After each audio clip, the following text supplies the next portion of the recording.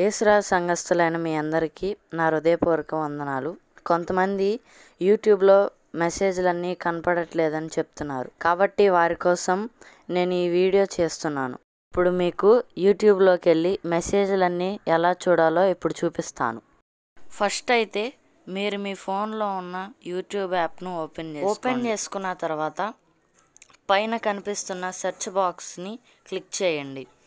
Click చేసిన తర్వాత Yesuraju space సంఘం అని టైప్ చేయండి. టైప్ చేసిన తర్వాత మనకి ఆల్మోస్ట్ కొన్ని వీడియోలు మనకి ఇక్కడ కనిపిస్తాయి.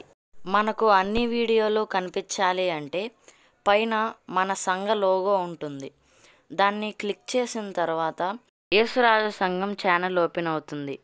మీరు కనుక మన ఛానల్ను సబ్స్క్రైబ్ చేయకపోతే ఇక్కడ కనిపిస్తున్న రెడ్ కలర్ సబ్స్క్రైబ్ బటన్ని క్లిక్ చేయండి. పక్కన కనిపిస్తున్న బెల్ ఐకాన్ని క్లిక్ చేసి పైన కనిపిస్తున్న ఆల్ని క్లిక్ చేయండి.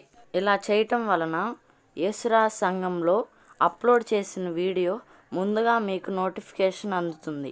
ఇప్పుడు మనం మెయిన్ టాపిక్లోకి వెళ్తే పైన కొన్ని ఆప్షన్స్ ఉంటాయి. అందులో సెకండ్ది వీడియోస్ అని ఉంటుంది. దాని మీద క్లిక్ చేసుకోవాలి.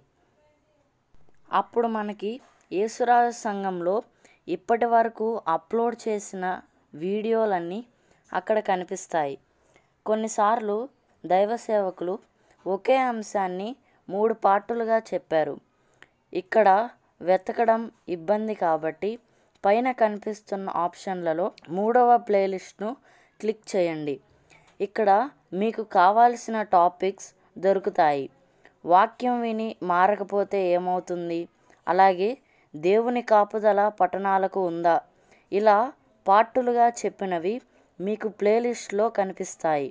చివరిగా మీరు వీడియోస్ని చూసిన తర్వాత ఇక్కడ కనిపిస్తున్న లైక్ బటన్ని క్లిక్ చేయండి. అలాగే కిందకు వచ్చి కామెంట్ బాక్స్లో కామెంట్ చేయండి. మీకేమన్నా డౌట్స్ ఉన్నా కామెంట్ చేయండి. అలాగే ఇక్కడ కనిపిస్తున్న షేర్ బటన్ని క్లిక్ చేసి ఫేస్బుక్లో కానీ వాట్సాప్లో కానీ షేర్ చేయండి. ఇప్పటిదాకా వీడియో చూసినందుకు మీకు ధన్యవాదాలు. ఇక సెలవు తీసుకుందాం.